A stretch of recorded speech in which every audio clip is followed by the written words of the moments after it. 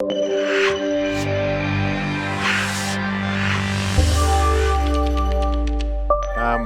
Roberta Bela, CEO and founder of WP White Security. A bit about myself. I started working with WordPress in 2012. I found out about WordPress during my previous job. We needed a blog for our website, and we found out about WordPress, and basically I've been hooked since then.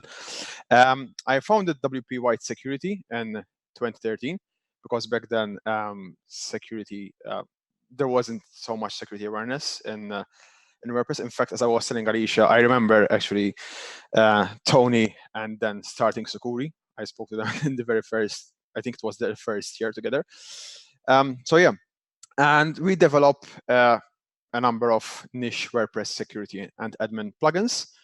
Our flagship product is WP Security Audit Log, which is a plugin that keeps a log, an activity log on WordPress, and that's what we'll be talking mostly about today.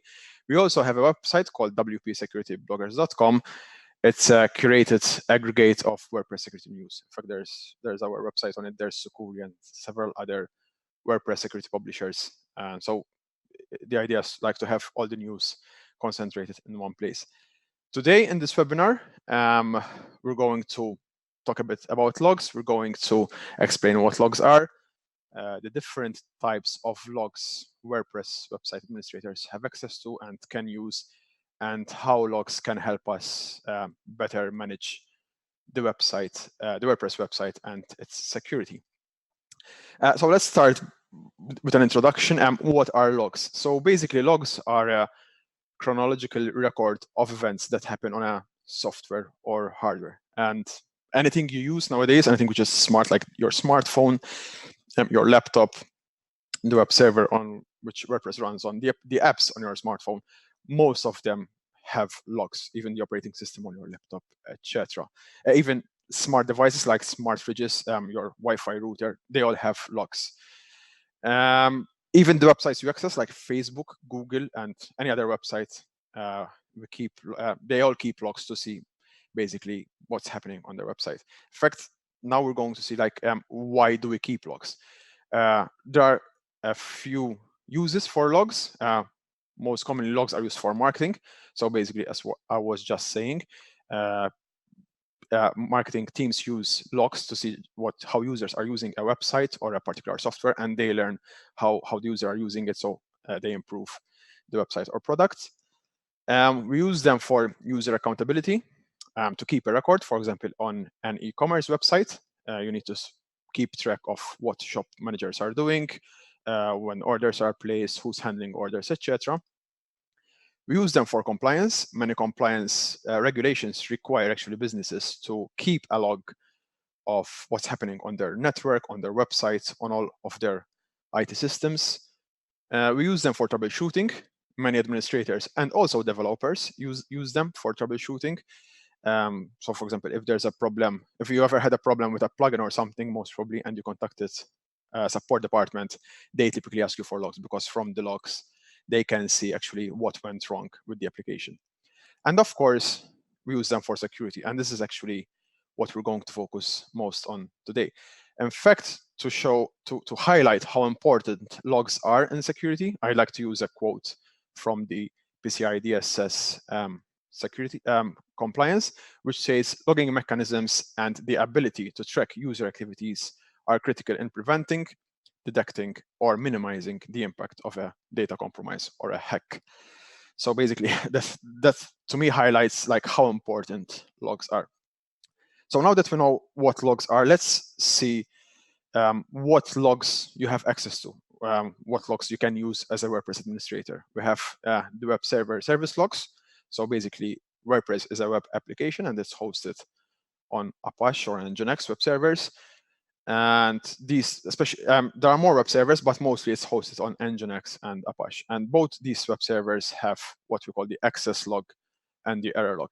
In the access log, you can find information like who's accessing your website. You can find information like the source IP address, the date and time when they access it, the request they're sending, the page they are requesting, how long it took the web server to reply, etc. And in the error log file, you'll find basically all the errors that the web server encounters. Basically, you'll find a record of errors the web server encountered while logging the configuration, errors the web server encountered while trying to access the application or execute something, etc. So we're going to see later on how we can use this information.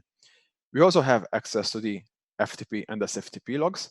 The format of these logs varies depending on which service or vendor you use, but typically these logs are pretty straightforward. From here you can see who logged into your website via FTP or SFTP, and from where, which IP address, the date and time, and which files they edit, modified, or deleted.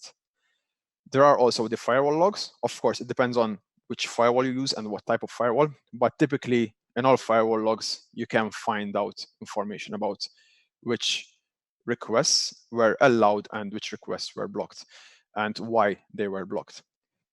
And last but not least, we have the WordPress audit logs, also known as activity logs, audit trails. There are several names to it. It's important to point out that by default, WordPress does not have any audit logs. So you need to use third-party plugin like WP Security Audit Log, which is a plugin we develop. Also, Sucuri have some logging as well in their plugin. So now we're going to see what's the role of logs in security. It has two big roles. So logs can be used in proactive security and reactive security. Proactive security is being proactive. It's basically studying the logs, analyzing all the logs, and learning how attackers or hackers or even your users are using your website. Basically, you can see, for example, if you see a specific, if there's currently a vulnerability being exploited in the wild, you can see that in the logs, and maybe your website is vulnerable or you have some issues. So basically, while you're analyzing the logs, you learn from the logs and you improve your defenses. So if you spot a specific, for example, pattern or a specific someone trying to exploit a specific vulnerability, you can update your defenses, your firewall, to protect, to improve the security of your website. Reactive security is from the other way around. In the unfortunate case of a hacked website, it's about forensics, basically. So you're using logs to try to learn, basically, try to understand what happened, how the attackers, what vulnerability they exploited, how they made it into the website, how they hacked, what files they changed, maybe what they injected, etc. It's very important, of course, because from here you can find out what happened exactly. You can find out what was the security hole, which you can close, of course, and restore your website. Another important quote about logs. So basically, logs are a great asset as long as you know what you are looking for, which means you can have gigabytes of data. Unless you know what you're looking for, you won't get good results. So you really need to know. You really need to understand your logs, and so you can extract as much information as you can from them. So let's start now. What can we find in the logs? What information can we find in the logs? And basically, how can we use it and what to look for in the logs? So let's start with the WordPress audit logs. Usually in the audit logs, it depends on which plugin you use, but in general, it's about they keep a record of what logged in users are doing. So basically, when someone logs into your dashboard, or if it's a customer, for example, on an e-commerce site logs into the portal, they keep a log exactly of what the users are doing there. We also have, usually have, depends on the plugin again, but you can find information about user sessions, who logged in from where and what time, and the IP address from where. And you can find, of course, some plugins also, apart from keeping a log of logged in users, they also keep logs of other extra information, like who is, if there are any requests on existing pages, etc. What should we look out for in WordPress audit logs? We should look out for failed logins and requests on existing pages, which results in 404 errors. Basically, these two can be assigned, if failed logins can be assigned of brute force attack, and requests on existing pages can be assigned of an automated scan. Now, it's very important to point out, not every failed login or not every request to a non-existing page is a sign of an automated scan or a brute force attack. Actually, they aren't. In fact, it's very normal when you have a website. You'll definitely see a few failed logins every day. You'll definitely see a few scans every day or every week. There are a lot of automated bots on the internet which are just scanning websites randomly, trying to find security issues on these websites, on any type of website. So don't panic, don't alarm yourself if you see a failed login or a few requests on existing pages. It becomes a problem when you see thousands of requests within a short span of time. For example, you see like thousands of requests within a minute from the same IP address or from a range of IP addresses. Then yes, then that's a sign that most probably there's someone specifically targeting your website. Other things you should look out for in the logs: abnormal user activity, like logins outside office hours, activity from unusual IP addresses or regions. For example, if all your employees are based in the US and in the UK, if someone is logging in, trying to log in or logging in your website from, I don't know, any other country like Italy or whatever, then that might be, that's something you should check. Changes to the site structure or site settings. By site structure, I mean like installing new plugins or updating something or changing the theme, or changes in the theme. That's very important. Those could be signs that something is happening there, something malicious. But it's not always malicious. So it can either be an authorized change, so it could something that you authorize, but there will be a log of it. But if it's something you did not authorize, then of course you should look into it. Content changes are very important. Especially when malware is injected, the first thing they do is they either inject it in the theme file, the actual code, PHP or file, or they do if they manage to gain access through the dashboard, they can actually change the content. It's when they inject malware in content, usually it's injected in the top layer pages, like the home page or first layer page. It's very rare where you see malware injections like in some forgotten page, because of course they want to inject malware on your most popular page. So that's about it about WordPress audit logs. And now we're going to look why we also need to look into the web server log files. So basically, as I was saying, WordPress is a web application and it runs on a web server. So every request that is sent towards your website, it's first received and parsed by your web server. The web server sends it to WordPress. WordPress sends it to the database, sends the query to the database, and once WordPress has the response from the database, it forms the HTML, sends it to the web server, and the web server sends it back to the user who's requesting the page. So basically, the web server is the point of contact between your WordPress website and the visitor. So anything that goes to the web server, there's a log of it, and that's why the web server logs are very important. So in the access log file, you're going to see every log, every parsed HTTP request, the web server. So anything that is being requested from your website, there's a record of it in the access log file as well. Of course, the access log file is not aware of if a user is logged in or no in WordPress. So that's why there's the WordPress audit logs. These are specifically the HTTP requests, like the anonymous data, I would say. And there's also the error log files. In the error log files, we're going to find configuration errors. So basically, if there's something wrong with the configuration of the website, of the web server, parsing request errors. So if someone is trying to send some malicious request to your website, there's going to, especially if the website responds with an error, or it generates an error, then of course you're going to see that in the error log files. And in most cases, the PHP and application errors are logged in the web server's error log file. So what should we look for in the web server log files? Similar to the WordPress audit logs, they kind of like work hand in hand. Signs of automated scans and requests to non-existing pages.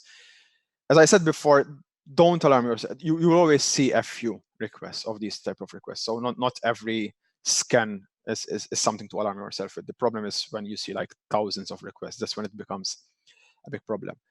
Exploitation of specific vulnerabilities, which is very interesting. So for example, when there was the Tim vulnerability, widespread. The way the attackers approach this, they use automated tools. They send specific query, specific request to WordPress website, and depending on the response, they can determine if it's vulnerable or not. So basically, so from the logs, you can actually see some patterns. You can notice some patterns. Say, okay, you can notice that someone is trying to exploit a particular vulnerability. You can find a lot of information online, even white papers with examples like of what type of payloads are used, what type of requests are being sent to exploit specific vulnerabilities.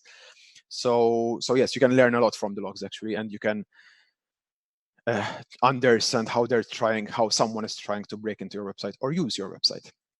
And the application and PHP errors go hand in hand with specific vulnerabilities, because usually, not always, but when you're trying to exploit a vulnerability, the type of error you receive back from the web application kind of indicates if a web application is vulnerable or no.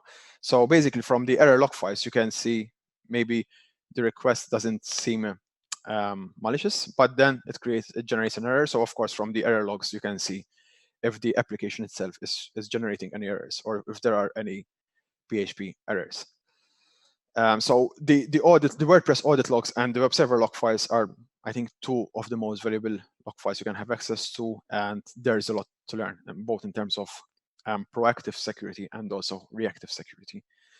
Then there is the FTP, SFTP log files. These are pretty straightforward usually, and the format of the logs depends a lot on the vendor, but the information is pretty straightforward. You find the date and time, IP address, the username which was used, and the files which they added, modified, or deleted. And then there are the firewall logs, similar to FTP logs. It all depends on the vendor and also what type of firewall you use. But from here, you can see the list of blocked connections and list of allowed connections. It's very important because they are both very important, because from the list of blocked connections, you can see why they are being blocked and what trends they are, and maybe being proactive, learning what type of signatures are being used, what type of requests are being sent, so you can improve your firewall configuration. And list of allowed connections is also very important, because there are some cases, for example, where a legitimate user is accessing a page which he's not supposed to, which he shouldn't have access to. So through the logs, actually, you can find out, even through the WordPress audit log plus firewall logs, like, for example, that there is an admin area, for example, or a business reserved area that anonymous users are accessing. So it's important to use not just to improve your defenses, but to also learn about your application's configuration, that is configured correctly. And of course, it helps you harden your setup.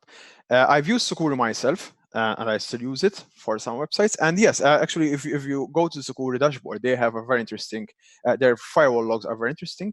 You can actually see request by request, why are they blocked, and you can actually see the details, like the requests, what they're trying to do, and they also have hints and like links to learn more about that specific request. So those are the logs you have access to, which are the WordPress audit logs, the firewall, the FTP, SFTP, and also the firewall logs. On the web server on which WordPress is running, there are many other logs. It depends. If you have the dedicated server, you'll have access to these logs. If you're using a managed WordPress hosting, most probably you don't have access to. But if you have your own web server or a VPS, there is also the syslog, which is the operating system logs, or like where the core services keep a log.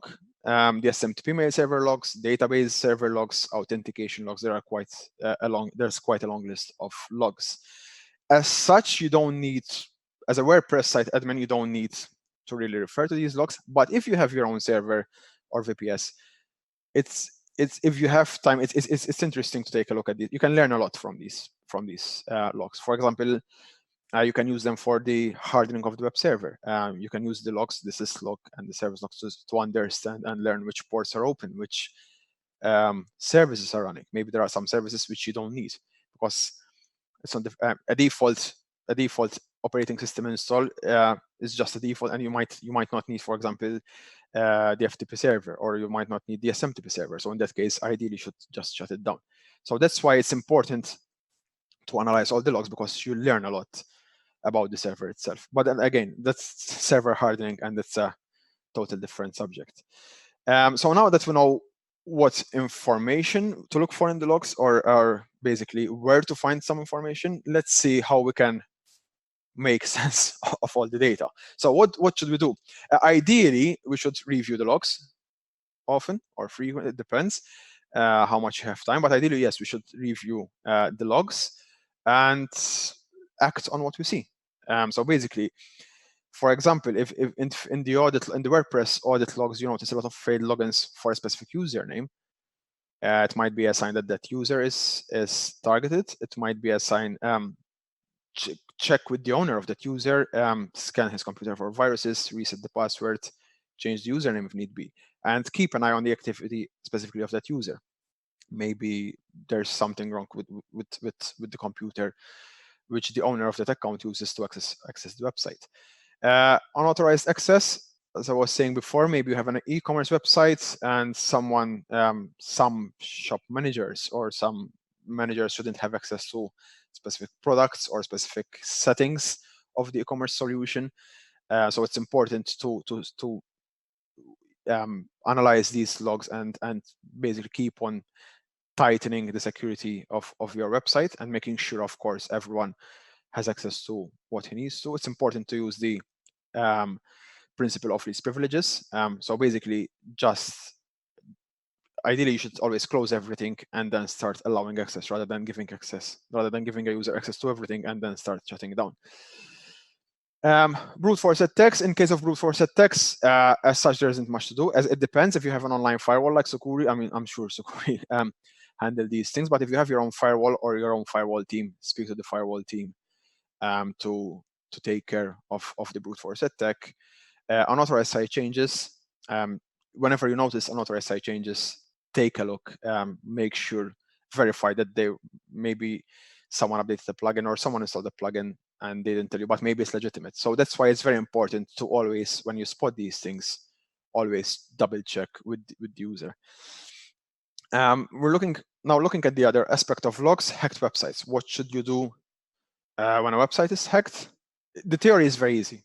Study the logs, trace back the activity, find the source of the hack, and fix the security hole.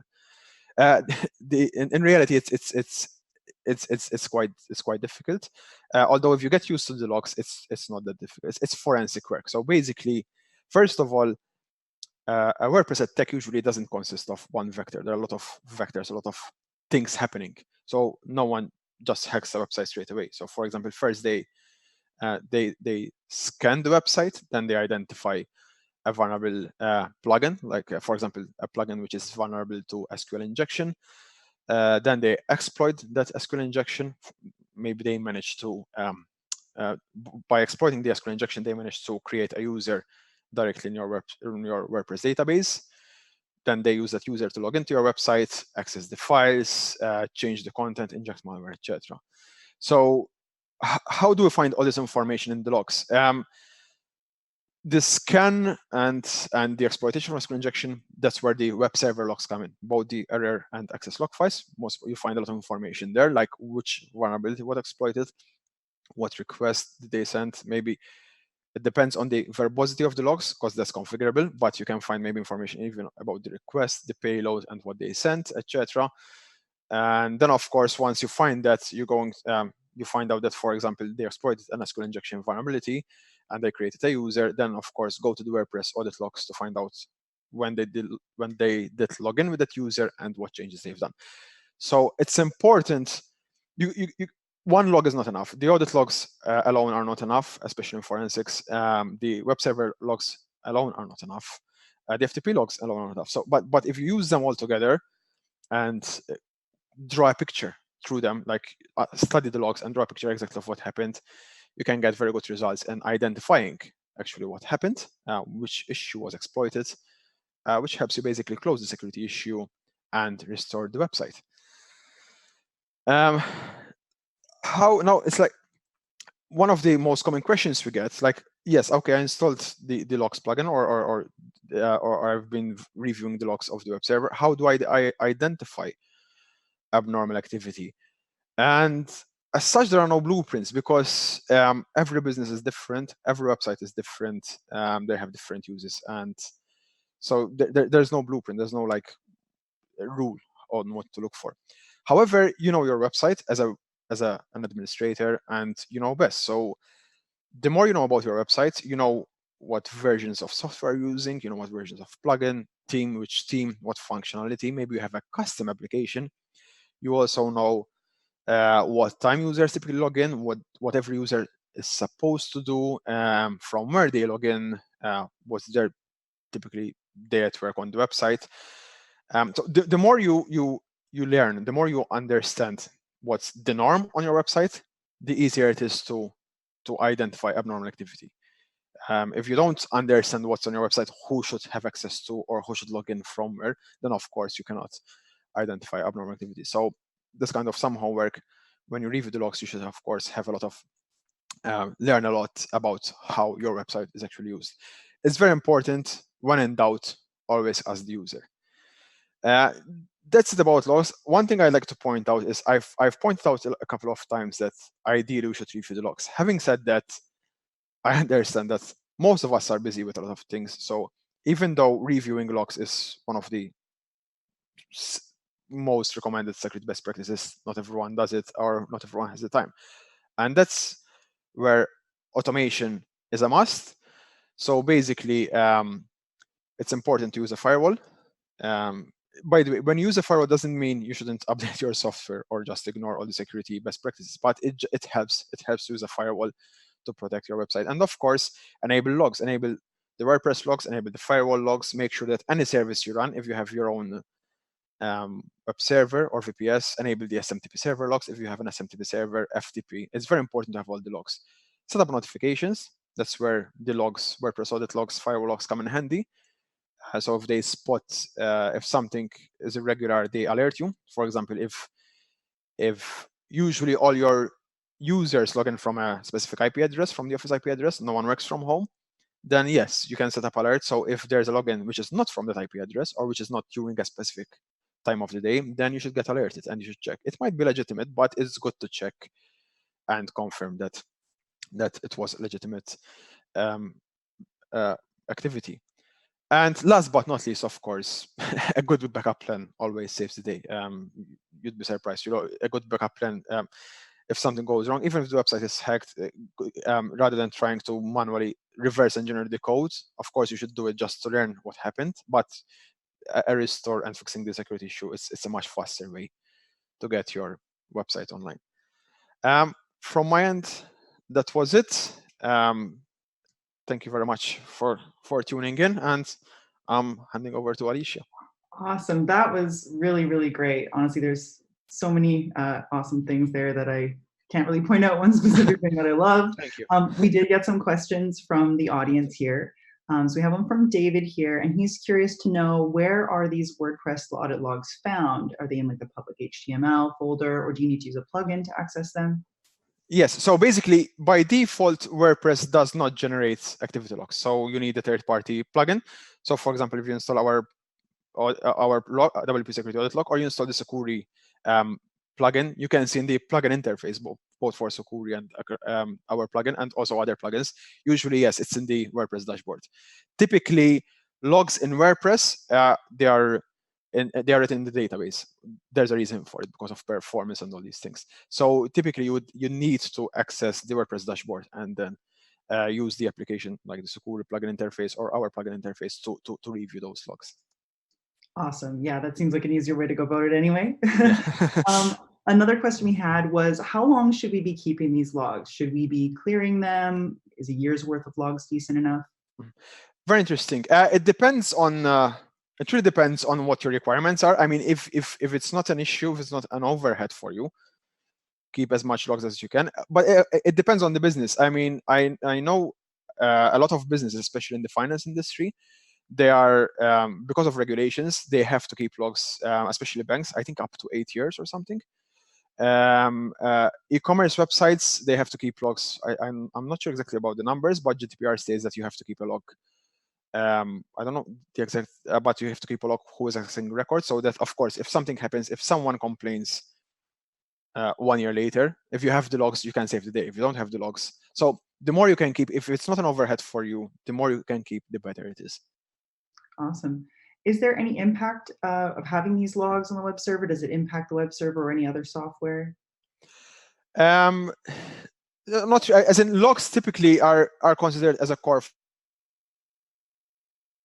The server's hardware in general is pretty powerful, so they don't. I mean, if you look at WordPress, for example, the audit logs, 99.9% of the audit log functionality focuses on what logged in users are doing when they are logged in your website. So even if they, let's say they slow down by, they don't, because we do a lot of tests, but let's say they slow down by a few milliseconds, it's not noticeable by the user. So and it's working on the dashboard, writing an article, etc. It doesn't affect the front end. The web servers, again, it's built-in functionality. It's been there from day one, so it doesn't. But you can, of course, both in the audit logs, WordPress audit logs, also the web server, you can configure the verbosity. Of course, the more verbosity you want, especially with the web server, if you want the web server to keep a copy of the request, especially with web servers, they are writing to a log file, not to a database. So it's slow. When we say it slows down, especially if you have caching, these are non-noticeable things. Actually, you won't notice them with your own eyes. But if you look at the actual numbers in milliseconds, it might make a minor difference. But it's not something that actually affects the usability of the website. Awesome. I got a really interesting question here actually about compliance. So if you're keeping log of users and what they're doing, does that have any impacts on GDPR compliance or anything like PCI? Yeah, we've been asked a lot because GDPR is more, especially in Europe, is all about privacy. So there was a bit of misunderstanding, like what if I keep the IP address? Because I think in Europe it's considered as an identifiable piece of information.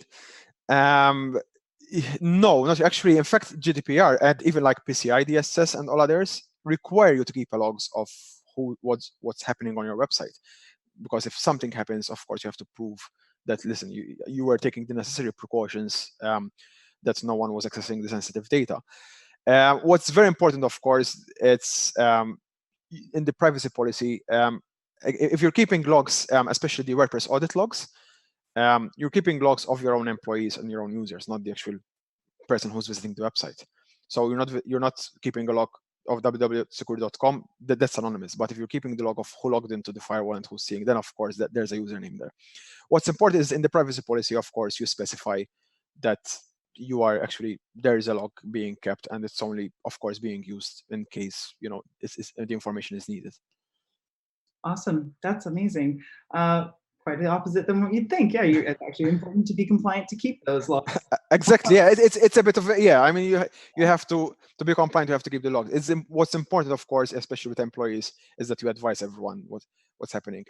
It's very common. You see it even with CCTV cameras, where if you go into an office, usually say like CCTV in operation. That's the most important. That people know what you're doing. Awesome.